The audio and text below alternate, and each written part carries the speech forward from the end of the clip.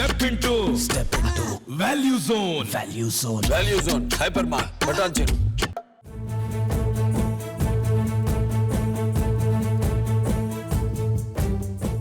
తెలంగాణ కొత్త ముఖ్యమంత్రి రేవంత్ రెడ్డి కూడా వాస్తు నమ్మకాలు ఉన్నాయా?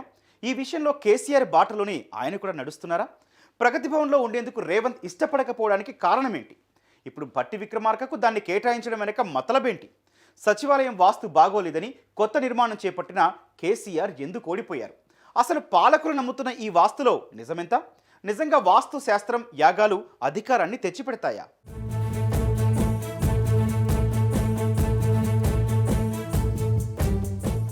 తెలంగాణ మాజీ ముఖ్యమంత్రి కేసీఆర్కు జాతకాలు వాస్తు పూజలంటే నమ్మకం ఎంతో ఎక్కువ. అందుకే బాగానే ఉన్న సచివాలయాన్ని కూల్చివేసి వాస్తు ప్రకారం కొత్త సెక్రటేరియట్ నిర్మించారని ప్రచారం వాడుకలో ఉంది. పాత సచివాలయంలో ఎవరు సీఎం అయినా 2 సార్ల కంటే ఎక్కువ అధికారంలోకి రాలేకపోతున్నారని, అందుకే కొత్త సచివాలయం నిర్మించే వరకు అసలు సెక్రటేరియట్కే రాకుండా పాలన సాగించారనే అపవాదు కూడా ఆయనపై ఉంది.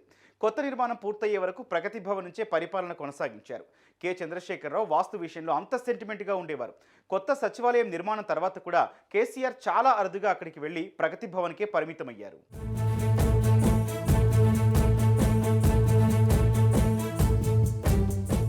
అయితే కేసీఆర్ కుర్చీతో పాటు ఆయన అదృష్టాన్ని కూడా రేవంత్ రెడ్డి లాక్కున్నారనే వార్త సోషల్ మీడియాలో వైరల్ అవుతోంది.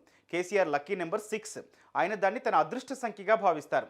తాను చేసే ప్రతి పనిలోనూ 6 ఉండేలా చూసుకుంటారు. అయితే ఈసారి కేసీఆర్ 6 సంఖ్యను కాకుండా ముహూర్తాలను, నక్షత్రాలను, శుభ గడియలను నమ్ముకున్నారు. కాకపోతే ఇవేవి ఆయనకు కలిసి రాలేదు, అధికారాన్ని ఇవ్వలేదు. తన వ్యవసాయ క్షేత్రంలో చండీయాగం కూడా నిర్వహించారు.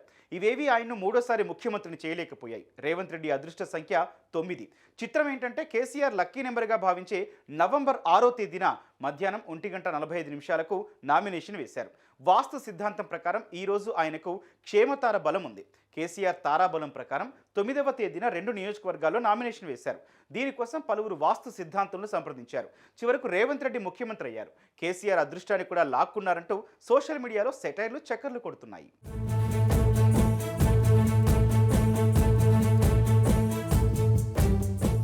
నగరం నడిబొడ్డున బేగంపేటలో 9 ఎకరాల స్థలంలో నిర్మించిన సువిశాల భవనం ప్రగతి భవన్ కోసం దాదాపు 50 కోట్లు ఖర్చు చేశారు.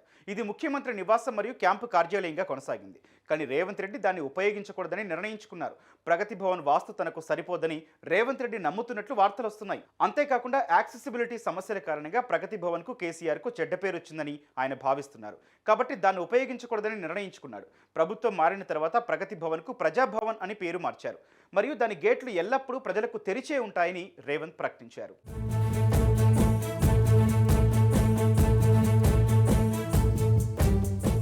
అయితే ఇప్పుడు దీన్ని ఉప ముఖ్యమంత్రి మల్లు భట్టి విక్రమార్క అధికారిక నివాసంగా కేటాయించారు. ఆఫీసర్స్ కాలనీలో 10 IAS officers quarters, 24 peon quarters కూల్చివేసి నాటి ప్రగతి భవన్, నేటి ప్రజాభవన్ నిర్మించారు.